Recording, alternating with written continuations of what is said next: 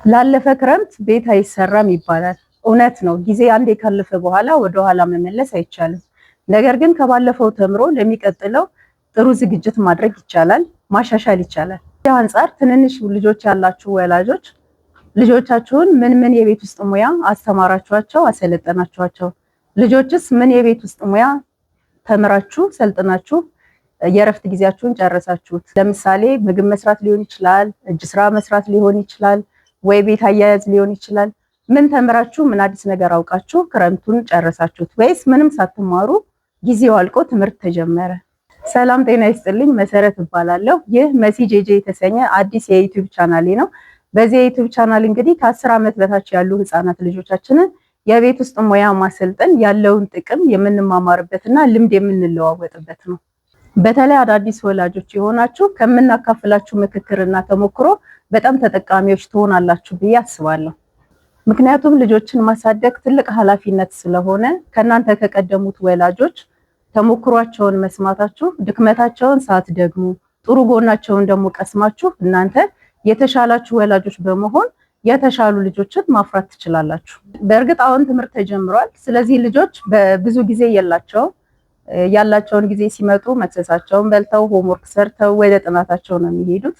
ስለዚህ ምንም ጊዜ እንደሌላቸው ስለሚሰማን ያንን ከጨረሱ በኋላ ትንሽ ተጫውተው ወደ መኝታ ወይ እነሱ ወደሚፈልጉበት ሁኔታ ነው የሚሄዱት።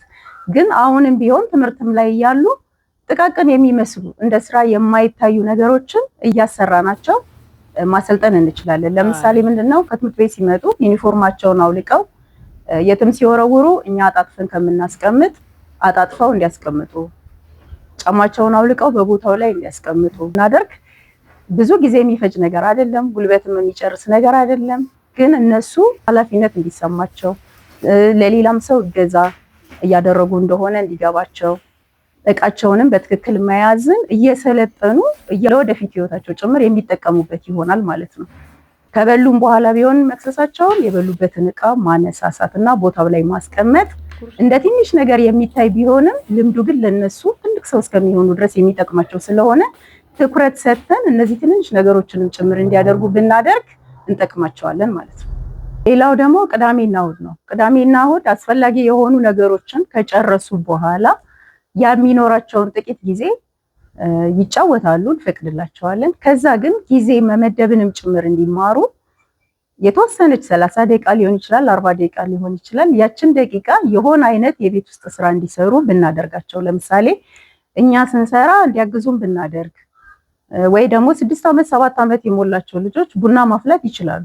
ቡና አጠገባቸው ቁጭ ብለን እንዴት እንደሚፈላ እንዳይቃጠሉ ምን ማድረግ እንዳለባቸው እያሳየን ያፈሉ ብናደርጋቸው አንደኛ በጣም ደስ ብሏቸው ነው የሚሰሩት። ሁለተኛ ነገር ልምዱን ያዳብሩታል። ሶስተኛ ነገር የኛንም ድካም እያወቁ ለሌላ ሰው ድካም ማሰብ ማዘን ይጀምራሉ ማለት ነው። በነገራችን ላይ ልጆችን የቤት ውስጥ ሙያ ስናስተምር ጾታ መለየት የለብንም። ለሁለቱም ሁሉንም አይነት ስራ ማሳየት አለብን። ለወንዱም ለሴቱም ምግብ ስራ ይሁን የቤት ጽዳት ይሁን ሁሉንም አይነት ስራ ሁለቱም እኩል መልመድ አለባቸው። ምክንያቱም የወንድ የሴት የሚባል ነገር ከልጅነታቸው ስለሆነ እየተቀረጸባቸው የሚሄደው ያ እንዳይሆን ለወደፊት ህይወታቸው ስለማይጠቅም ሁለቱንም እኩል ማሰልጠን አለብን። ያው ደግሞ እንደዚህ አይነት እጅ ስራዎችን ባለን ትርፍ ጊዜኛ ስንሰራ የሚያዩ ከሆነ ቤት ውስጥ ባሉ ነገሮች አሁን ይሄ የካቻፕ ጠርሙስ ነው። እቺ ደግሞ እንጨት ናት። ይሄኛው የጆንያ ገመድ ነው። በዚህ ተጠቅሜ ቆንጆ አይነት የጠረጴዛ አበባ ማስቀመጫ ሰራለሁኝ። እንዲህ አይነት እጅ ስራዎችን እየሰራን የሚያዩን ከሆነ እነሱም ባላቸው ትርፍ ጊዜ ስልክ ላይ ወይ ቴሌቪዥን ላይ ብቻ ጊዜያቸውን ከሚያቃጥሉ ስራዎችን በመስራት መዝናናት እንደሚቻል፣ ለቤትም የሚጠቅም እቃ መስራት እንደሚችሉ እያሳየናቸው እያሰለጠናቸው እንሄዳለን ማለት ነው። እንደዚህ አይነት እቃዎች መስራት ለቤታችን ከውጭ ከምንገዛ እኛ በራሳችን ሰርተን መጠቀም እንደምንችል፣ ለሰውም ስጦታ ስንሄድ ወጪያችንን እንቀንሳለን። ለገበያም በማቅረብ ገቢ ማግኛ መንገድም ይሆናል። ይሄንንም ጭምር እያዩ እየሰለጠኑ ይሄዳሉ ማለት ነው። አሁን እጅ ስራ መስራት በአብዛኛው እየተረሳ ነው። ከውጭ ነው የምንገዛው ሁሉንም ነገር። ግን እንዲህ አይነት ልማዶችን የድሮዎቹን እንደ አዲስ ብንጀምራቸው ጥሩ ነው። እቺን የአበባ ማስቀመጫ ሰርቼ እስከምጨርስ ድረስ አንድ አጭር ቪዲዮ እዚህ ጋር ጋብዛችኋለሁ። የ7 ዓመት ልጄን ለመጀመሪያ ጊዜ ቡና ያስፈላኋት ቀን ነው። በሉ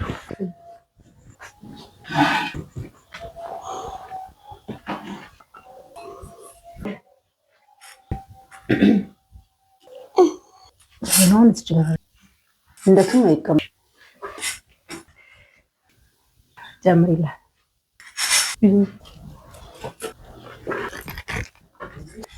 ወደ ካሜራ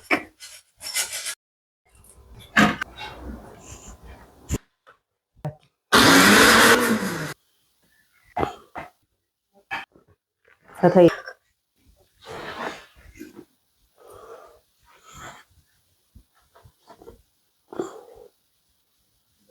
እንዴ ቆይ ኧረ ቆይ አውርጅ መልሹ ቆይ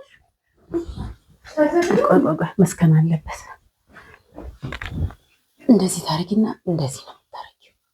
እሺ እዚህ ላይ እንደዚህ ቀጥታ አይደረግም።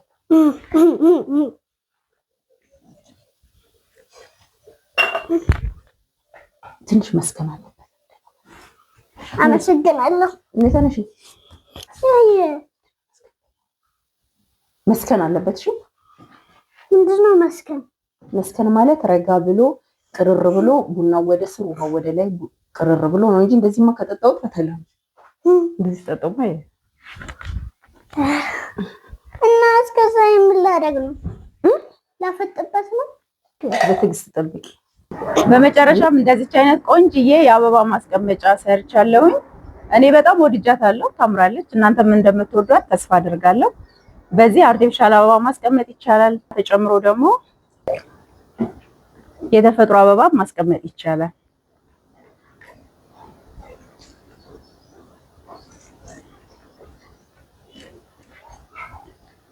በጣም ታምራለች። ቅድም እንደነገርኳችሁ እንደዚህ በመስራት ለሰው ስጦታ መስጠት እንችላለን፣ መሸጥም እንችላለን። ፕሮግራሙን ከወደዳችሁት ላይክ፣ ሼር፣ ሰብስክራይብ በማድረግ ለሌሎች ሰዎችም እንዲደርስ አድርጉልኝ። በጥለው ቪዲዮ ላይ እንደዚሁ እየተወያየን በልጆቻችን ጉዳይ ላይ አሰራሩን አሳያችኋለሁ። ዛሬ በምን እንደተጠቀምኩ ነው የነገርኳችሁ። በሚቀጥለው ግን አሰራሯን እያንዳንዱን አሳያችኋለሁ። እስካሁን አብራችሁ አመሰግናለሁ። ቻው